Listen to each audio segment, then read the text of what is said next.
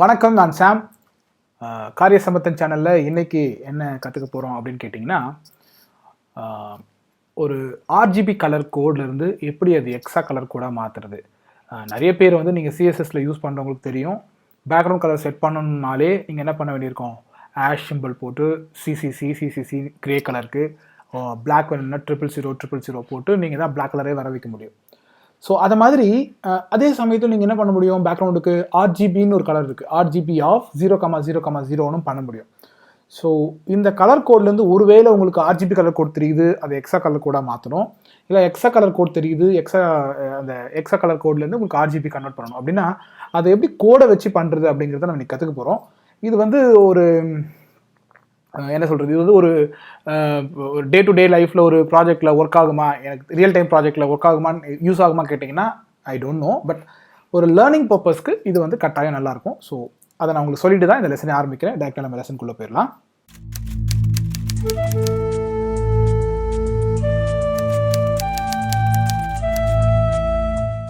So RGB to Hexa colour converter.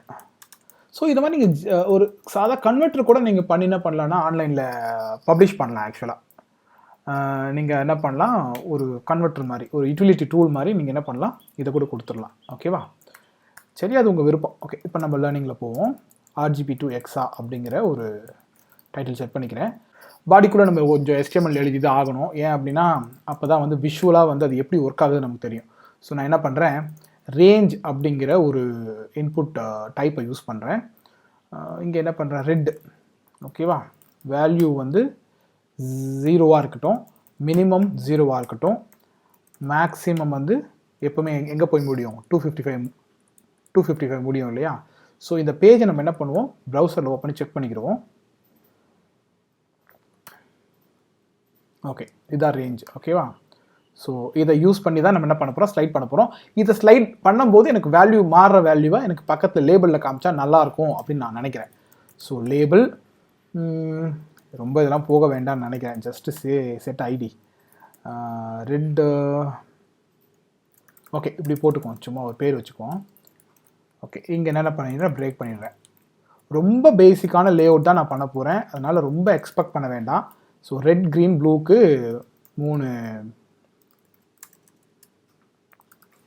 போட்டுடுறேன். இங்கே red வேல்யூன்னு இருக்கு இல்லையா, இதில் என்ன பண்ணிடுறேன், க்ரீனுன்னு போட்டுடுறேன், இங்கே ப்ளூன்னு போட்டுடுறேன். ஓகேவா, இப்போது அந்த கலரை சேஞ்ச் பண்ணும்போது அந்த வேல்யூ அங்கே மாறும். ஒன்று. ரெண்டாவது, இதோட ஹெக்ஸாடெசிமல், இப்போ RGBலேருந்து ஹெக்ஸாடெசிமலாக மாறுது இல்லையா, அந்த வேல்யூ ஷோ பண்ணுறதுக்கு ஒரு இன்புட் ஃபீல்டை வச்சுக்கிறேன். டெக்ஸ்ட்டாகவே இருக்கலாம், ரீட் ஒன்லியாக வச்சுக்கலாமா, ஏன்னா அது நம்ம ஒன்றும் சேஞ்ச் பண்ண போகிறது இல்லை, கோட் தான் சேஞ்ச் பண்ண போகுது. ஸோ ஒரு ஐடி மட்டும் வச்சுக்கிறேன், என்ன அப்படின்னா எக்ஸா. ஓகேவா, ஹெக்ஸாடெசிமலுடைய எக்ஸான்னு பேர் வச்சுக்கிறேன். சும்மா நம்ம என்ன பண்ணலாம், ஐடி செட் பண்ணாமையே பண்ணணும் அப்படின்னு நினச்சிங்கன்னா இது ஃபார்ம் மட்டும் க்ரியேட் பண்ணிட்டீங்கன்னா சூப்பராக ஒர்க் ஆகும். ஓகேவா, ஃபார்ம் ஒரு நிமிஷம் இருங்க, அதை நான் அதையும் செஞ்சு காமிச்சிடுறேன். ஸோ இது வந்து ஒரு பெட்டரான அப்ரோச்சுன்னு நினைக்கிறேன். ஐடி யூஸ் பண்ணுறதை விட இது கொஞ்சம் பெட்டரான அப்ரோச். ஃபார்முக்கு மட்டும் ஒரு ஐடி செட் பண்ணிக்கோங்க, சாரி நேம் செட் பண்ணிக்கோங்க. கன்வெர்ட்டர் அப்படின்னு செட் பண்ணிக்கிறேன். இப்போது எல்லாத்துக்குமே நான் நேம் வச்சாகணும். இங்கே பாருங்கள், இங்கே நேம் வந்து ரெட்டுன்னு வச்சுட்டேன், இங்கே க்ரீன் வச்சுட்டேன், இங்கே ப்ளூன்னு வச்சுட்டேன். ஸோ அதனால் பிரச்சனை இல்லை. இவனுக்குமே நான் என்ன பண்ணலான்னா நேம் வச்சிடலாம். இங்கே வேண்டாம், மீனிங்ஃபுல்லாக இருக்காது, இங்கே வச்சிடுறேன். நேம் என்ன சொல்கிறேன், இவனை எக்ஸானே சொல்லிடுறேன். ஓகேவா, வேறு ஏதாவது இருக்கா? ஓகே, இது RGBலேருந்து இது கன்வெர்ட் ஆகும். ஓகே, என்ன பண்ண போகிறோம் அப்படின்னா அந்த RGB கலரை டைரெக்டாக ஒரு டிவ்வுக்கு அப்ளை பண்ணி பார்க்க போகிறோம். அந்த கலரும் நம்ம ஹெக்ஸாடெசிமலாக கன்வெர்ட் பண்ணுறோம்ல வேல்யூ, அதை ஒரு டிவ்வுக்கு அப்ளை பண்ண போகிறோம். ஸோ கன்வெர்ட் ஆன வேல்யூவும் ஏற்கனவே கொடுத்த RGB வேல்யூவும் சேமாக இருந்ததுன்னா இந்த 2 டிவ்வும் எப்படி இருக்கணும், சேம் கலரில் இருக்கணும். ஸோ அதை கண்டுபிடிக்கிறதுக்காக ஒரு 2 டிவ். சே ஃபார் எக்ஸாம்பிள், இவன் யார், இவன் எக்ஸாலேருந்து வர எக்ஸா சாம்பிள், இவன் எக்ஸாவோட சாம்பிள், இவன் RGBயோட சாம்பிள் இல்லையா. எப்படி வேணால் வச்சுக்கோங்க, தலைக்கில் கூட வச்சுக்கலாம், ஒன்றும் பிரச்சனை இல்லை. வித் ஸ்டைல் அங்கேயே போட்டுடுறேன், ஏன்னா குழப்பிட்டு இருக்க வேண்டாம்.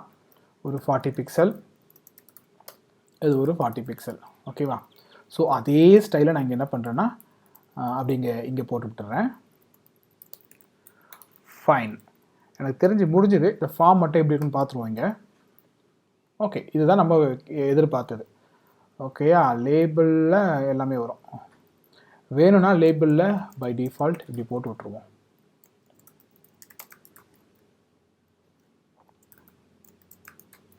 ஓகே, இப்போ நம்ம டேரெக்டாக நம்ம என்ன பண்ண போகிறோம், ஜாவாஸ்கிரிப்ட் கூட எழுத போகிறோம். ஃபஸ்ட்டு எல்லா ரெஃபரன்ஸும் எடுத்துருவோம். முக்கியமாக இந்த red value, green value, blue வேல்யூங்கிற பேரெல்லாம் நம்ம எடுத்து வச்சுக்குவோம். அப்போ தான் நம்ம கோட் எழுதும்போது ஈஸியாக இருக்கும்.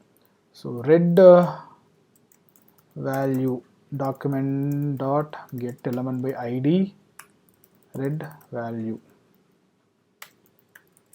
So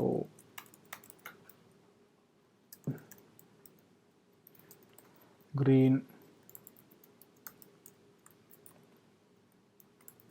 blue. ஓகேவா? ஸோ இதை தவிர்த்து பெருசாக ஓகே, இவனோட ரெண்டு இதையும் எடுத்து வச்சுக்குவோம். யார் இவன்? Hexa-Sample அப்படிங்கிறவனையும் எடுத்துக்குவோம். அப்புறம் RGB sample, அவனுடைய ரெஃபரன்ஸும், இது நமக்கு ரெஃபரன்ஸ் தான், எல்லாமே ரெஃபரன்ஸ் எடுத்து வச்சுக்கிட்டோம். இப்போது கன்வெர்ட் அப்படிங்கிற ஒரு மெத்தட் எழுத போகிறோம். இதுதான் என்ன பண்ண போகுது, ஒரு RGB கலரை எக்ஸாவாக கன்வெர்ட் பண்ண போகுது. ஓகேவா?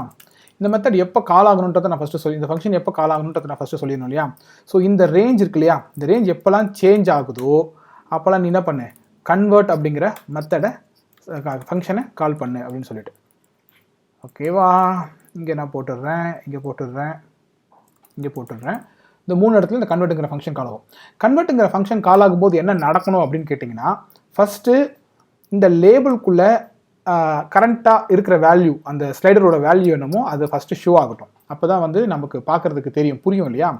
ஸோ ரெட் வேல்யூ ஃபஸ்ட் இங்கே 3 வேல்யூ எடுத்துருமா. ரெட் வேல்யூ எப்படி எடுக்கலாம் அப்படின்னா, இதுதான் ஃபார்ம் நேம், சரியா? So document dot form name வந்து கன்வெர்ட்டர், அப்புறம் அதுக்குள்ளே இருக்கிற இந்த பேர், ஸோ ரெட் டாட் வேல்யூ. இப்படி எடுத்திங்கன்னா அந்த வேல்யூ வந்துடும். So document dot get element by ஐடிலாம் பண்ண வேண்டிய அவசியம் இல்லை. இது வந்து ரெட்டு க்ரீனு, இது வந்து ப்ளூவுக்கு. ஓகே, 3 பேரும் நம்ம எடுத்துட்டோம். 3 பேர் எடுத்ததுக்கப்புறம் அந்த 3 பேரையும் நம்ம ஷோ பண்ணிடுவோம். எங்கன்னா அந்த ஃபீல்டில். So red value dot text content. Okay, இங்கே ரெட் கோலன் போட்டு ரெட் வேல்யூ, சரியா? க்ரீன் வேல்யூ, ப்ளூ வேல்யூ அப்படின்னு போட்டுடலாம். Green, blue. ஓகேவா? இதை மாற்ற மறந்துடாதீங்க, நான் என்னால் மறந்துட்டேன் ஆக்சுவலாக. ஓகே, நம்ம செக் பண்ணி பார்ப்போமா? ஸோ நீங்கள் சேஞ்ச் பண்ணும்போது அங்கே என்ன ஆகுது, அந்த கலர் மாறுது. So maximum 255. ஓகே, கன்வெர்ட்டுங்கிற ஃபங்க்ஷன் கரெக்டாக கால் ஆகுது, அந்த வேல்யூஸை நம்ம கரெக்டாக எடுக்குது அப்படிங்கிறது நமக்கு தெரிஞ்சு போச்சு.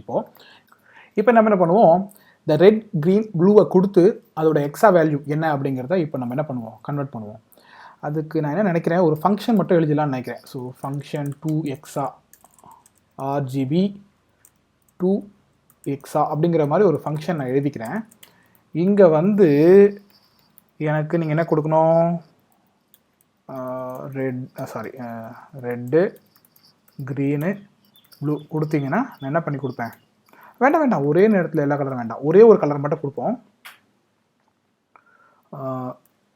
வேல்யூ வாங்கிட்டு அவன் என்ன பண்ணணும், அதை எக்ஸாவாக மாற்றணும். நான் என்ன பண்ணுவேன், ரெட்டுக்கு ஒரு தடவை, க்ரீனுக்கு ஒரு தடவை, ப்ளூக்கு ஒரு தடவை தனித்தனியாக அமுச்சு மாற்றிக்கிறேன். ஏன்னா ஒரே நேரத்தில் எல்லாத்தையும் பண்ண வேண்டாம். ஓகே, நான் என்ன பண்ண போகிறேன் அப்படின்னா, எக்ஸாங்கிற வேரியபிள் க்ரியேட் பண்ணிக்கிறேன். இந்த வேல்யூ ஒருவேளை ஸ்ட்ரிங்காக இருந்ததுன்னா பிரச்சனையாக போயிடும். ஸோ அதனால் நான் எதுக்கும் ஒரு சேஃபர் சைடுக்கு அதை வந்து என்ன பண்ணிடுறேன்னா, பார்சின் போட்டுன்னா அது இன்டிஜராக மாறிடும். அப்புறம் இதை என்ன பண்ண போகிறேன் அப்படின்னா, டூ ஸ்ட்ரிங்குன்னு மாற்ற போகிறேன். இங்கே தான் ட்ரிக்கே இருக்குது. இப்போது எந்த ஒரு நம்பர் எடுத்தாலும் நீங்கள் RGB நம்பர்லாம் எடுத்திங்கன்னா அது பேஸ் 10ல் இருக்கிற நம்பர், ஓகேவா? அதை வந்து நம்ம என்ன பண்ணணும்னா பேஸ் 16க்கு மாற்றணும், அதான் எக்ஸா. ஸோ நான் 16ங்கிற பேஸ்க்கு அதை மாற்றிட்டு கூடவே ஒரு எக்ஸ்ட்ரா வேலை செய்கிறேன். இப்போ பார்த்தீங்கன்னா எக்ஸா கலர் கோடில் பார்த்தீங்கன்னா நீங்கள் ஆர்ஜிபியில் 000ன்னு கொடுத்தீங்கன்னா நீங்கள் அதையே எக்ஸால் எப்படி கொடுப்பீங்கன்னா 000000. அதாவது ஆறுக்கான கலர் வந்து 00 ஆகும், க்ரீன்கான கலர் 00 ஆகும், ப்ளூக்கான வேல்யூ 00 ஆகும். அப்போது ஒரு ஆர்ஜிபியோட வேல்யூ நீங்கள் சிங்கிள் டிஜிட்டில் கொடுத்தீங்கன்னா அது என்ன ஆகுது, எக்ஸாடெசிமலில் 2 டிஜிட்டாக ஆகுது. அதுக்காக நான் என்ன பண்ணுறேன், ஒருவேளை இது 2 டிஜிட் சிங்கிள் டிஜிட்டாக இருந்தால், எக்ஸாவோட லென்த்து வந்து சிங்கிள் டிஜிட்டாக இருந்தால் நான் என்ன பண்ணுறேன், ஒரு 0 மட்டும் என்ன பண்ணிக்கிறேன், அந்த எக்ஸா வேல்யூ கூட அப்பன் பண்ணிக்கிட்டு அனுப்புகிறேன், இல்லாட்டா அப்படியே அனுப்பிச்சிடுறேன். ஸோ இது அப்படியே நான் என்ன பண்ணிடுறேன், ரிட்டர்ன் பண்ணிடுறேன். இப்போது எக்ஸா வேல்யூ அப்படின்னு வச்சுப்போமா ஒரு வேரியபிள், அதுக்குள்ளே நம்ம என்ன பண்ண போகிறோம், ஆஷ் சிம்பிள் போட்டுக்க போகிறோம். RGB to எக்ஸா அப்படிங்கிற ஃபங்க்ஷனை கால் பண்ணுறோம், அங்கே ரெட்டை பாஸ் பண்ணுறோம். அதே மாதிரி RGB to எக்ஸாவை கால் பண்ணுறோம், அங்கே க்ரீன், ரெட் க்ரீன் ப்ளூ, கரெக்டாக RGB, இங்கே ப்ளூ பாஸ் பண்ணுறோம். ஓகேவா? இப்போ எனக்கு எக்ஸா வேல்யூ கிடச்சிருச்சு. இந்த எக்ஸா வேல்யூ என்ன பண்ணணும், இந்த எக்ஸா அப்படிங்கிற ஃபீல்டில் நான் என்ன பண்ணணும், ஷோ பண்ணணும். சரி, document.converter.exa.value ஈக்குவல் டு இந்த வேரியபிளில் நான் ஜென்ரேட் பண்ண வேல்யூ. இப்போது நீங்கள் இப்போ இந்த கோடை செக் பண்ணிங்கன்னா இப்போ நீங்கள் மாற்ற அங்கே என்ன நடக்கும் அப்படின்னா, அந்த ஹெக்ஸாடெசிமல் வேல்யூ கன்வெர்ட் ஆகி உங்களுக்கு கீழே காமிக்கும். நான் என்ன நினைக்கிறேன், இந்த கலர் கோடை ரெண்டுத்தையும் அப்ளை பண்ணி பார்த்து ரெண்டும் ஒரே கலராங்கிறத டெஸ்ட் பண்ணி பார்த்துருவோம். ஓகே, இப்போ 2 பேர் இருக்காங்க நம்மக்கிட்ட. எக்ஸா சாம்பிள்னு ஒருத்தர் இருக்கான். அவனுக்கு நம்ம என்ன பண்ணுவோம், எக்ஸா சாம்பிள் டாட் ஸ்டைல் டாட் பேக்ரவுண்ட்னு போட்டுட்டு நம்ம என்ன பண்ண போகிறோம் அப்படின்னா, இந்த ஆர்ஜிபியை நம்ம அவங்களுக்கு பாஸ் பண்ண போகிறோம். ஓகேவா? ஓகே, ஆர்ஜிபி அப்படின்னு போட்டுட்டு பேக்ரவுண்ட் கலருக்கு. ஸோ நம்ம என்ன பண்ணலாம், அந்த வேரியபிள் அப்படியே பாஸ் பண்ணலாம். Red, green. இந்த நொட்டேஷன் நான் உங்களுக்கு தனியாக சொல்லித்தரேன். ஓகேவா? இது என்ன புதுசாக என்னமோ எழுதுறான்னு நினைக்க வேண்டாம், இதை நான் சொல்லித்தரேன். இப்போதைக்கு இதை அப்படியே புரிஞ்சுக்கோங்க. ஏன்னா இதை எடுத்தேன்னா நான் டைம் அதிகமாகிடும். ஸோ ஓகேவா? இப்போ வந்து டைரெக்டாக பேக்ரவுண்ட் கலர் நம்ம அப்படியே கொடுக்கலாம், எக்ஸா வேல்யூவை. ஸோ எக்ஸா வேல்யூ கொடுக்குறேன். இப்போ 2 பேருமே ஒரே மாதிரி தெரிஞ்சாங்கன்னா எந்த பிரச்சனையும் இல்லை அப்படிங்கிறது அர்த்தம். ஓகே, ஸோ ரெண்டும் பாருங்கள் பேரலாக ஒரே மாதிரி தெரியுது இல்லையா? ஸோ இப்படி தான் நீங்கள் ஆர்ஜிபிலேருந்து எக்ஸாவை கன்வெர்ட் பண்ணுறதுக்கான கூட எழுத முடியும். So thanks for joining today. அந்த லெசன் பிடிச்சிருந்தா லைக் பண்ணுங்கள், ஷேர் பண்ணுங்கள், ஃப்ரெண்ட்ஸ்க்கெலாம் ஷேர் பண்ணி சப்ஸ்கிரைப் பண்ண சொல்லுங்கள். இன்னும் புது விஷயங்களோட நம்ம புது லெசனில் மீட் பண்ணலாம். தேங்க்யூ, பாய்.